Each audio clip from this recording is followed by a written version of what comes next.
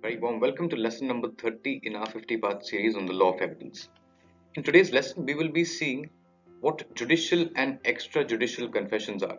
You must have heard this term, and we will understand this by looking at some provisions of the Indian Evidence Act as well as the Code of Criminal Procedure. Simply going by the name, it can be seen that confessions can be judicial or extrajudicial, and that suggests that a confession that is made to a judicial body is a judicial confession, and something made to someone who is not a judicial body, not a judge or not a magistrate, is extrajudicial. Okay. So it's quite clear as to what a judicial confession is.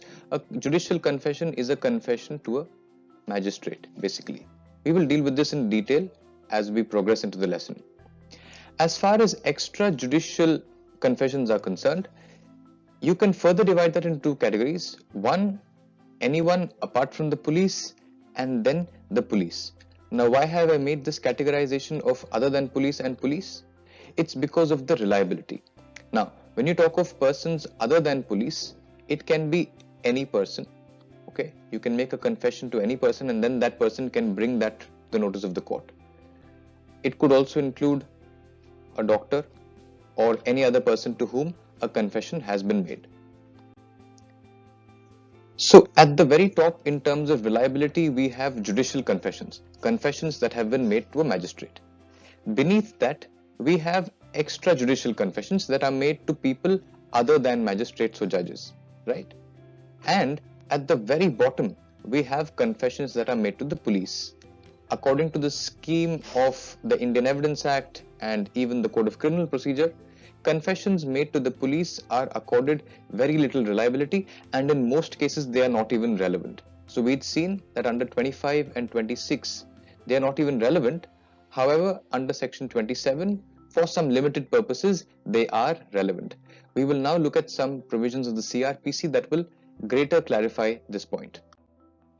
So when we are looking at confessions that have been made to the police, you can look at the sections 25, 26 and 27 from the Indian Evidence Act, and then you can complete your understanding of this by seeing them in conjunction with sections 162 and 163 of the CRPC. So we'll start by looking at the 162 statement. It says that statements that are made to the police should not be signed. Okay, so this itself tells you that a statement that has been made to the police is not of much significance because you can see that there is a suspicion as far as the police is concerned. Let's look at subsection 1. No statement made by a person to a police officer shall, if it is reduced into writing, be signed by the person making it.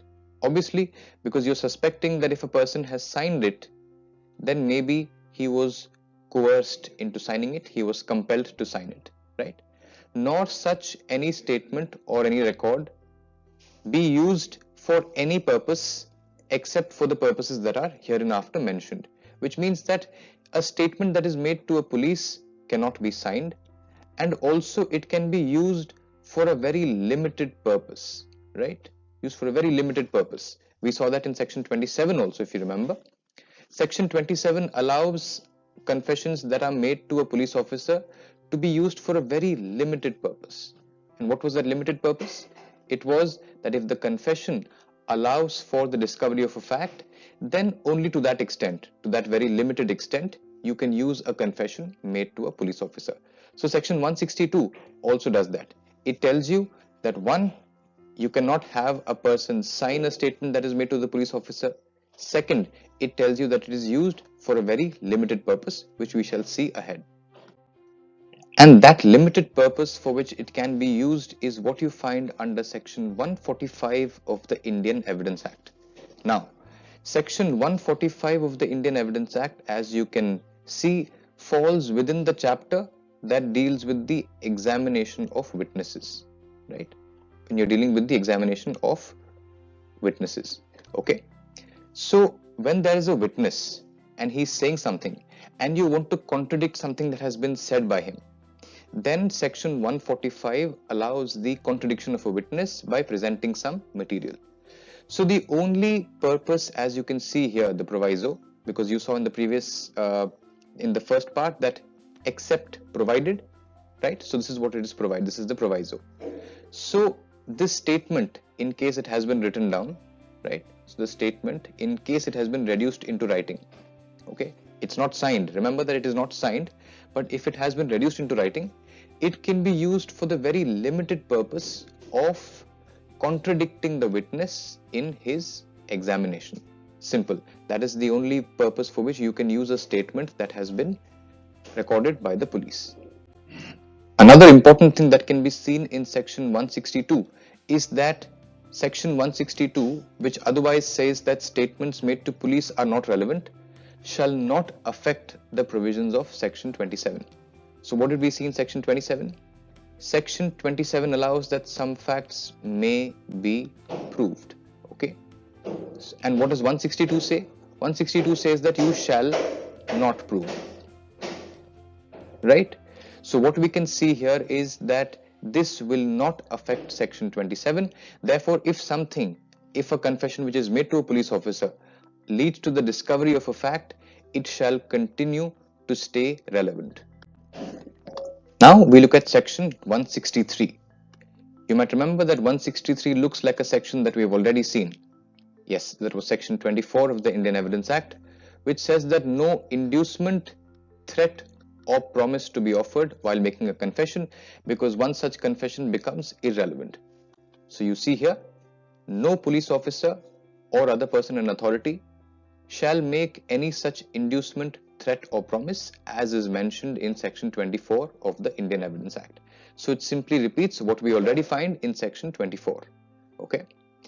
And then it also goes on to say that while a person shall not make an inducement, threat, or promise, the police officer shall not stop a person from making his confession willingly, which means that if he willingly wants to do it, you don't stop him from doing it. So you can't compel a person, but if he wants to make a statement, you should not prevent him from making it. That is what section 163 subsection 2 tells you. Finally, we come to section 164, which is the confession to the magistrate. You must have also known that this is the 164 statement, right? Which is a statement or a confession that is made to the magistrate. It can be made to any judicial magistrate, whether or not he has jurisdiction in the case. Okay, so he's competent to record the confession.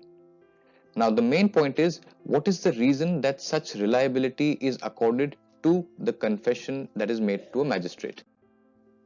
So we've just seen that confessions to the magistrate are considered the most reliable, and the reason for that is that section 164 contains many safeguards that ensure that the confession is duly made. Take for example section 162 subsection 2. It says that the magistrate shall, before recording any such confession, explain to the person making it that he is not bound to make the confession. So he tells him that you cannot be compelled, you have a right, and he explains it to him that you cannot be compelled, and he explains to him that if he does so, it can be used against him, and then he ensures that the person making the confession is doing it voluntarily. He has to see by questioning him, he has to question him to ascertain whether this person is doing it voluntarily or not. So that is a safeguard. Moving on, we also see that if the magistrate believes that it is not voluntary, right, then he will not take his confession, and also he will not authorize his detention in police custody. Because if he believes that the fear is emanating from the police, he will not authorize detention in police custody. Also, when you look at section 164 subsection 4, then you can see that this is the format in which the confession has to be recorded, and that has to be duly signed by the magistrate. So you can see that there is a huge responsibility that is there on the magistrate. And when an officer of such a high level is made responsible, it becomes likely that the confession has been properly, fairly, and duly recorded. So you can have a look at what the format is. He has to say that he has explained to the accused that he is not bound to make a confession, and that if he does so, any confession may be used on evidence against him. And I believe, he signs that he believes that this was voluntarily made.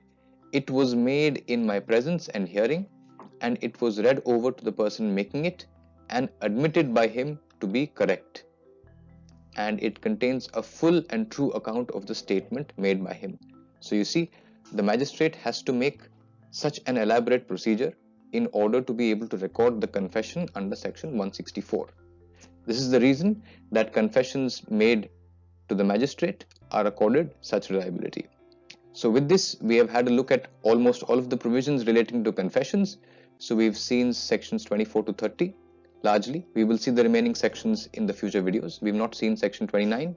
We've not seen section 23. Apart from that, we've seen everything else. And also we've seen under the CRPC now, sections 162, 163 and 164. So I hope this lesson was of use to you. Thank you so much for your patience. Good day.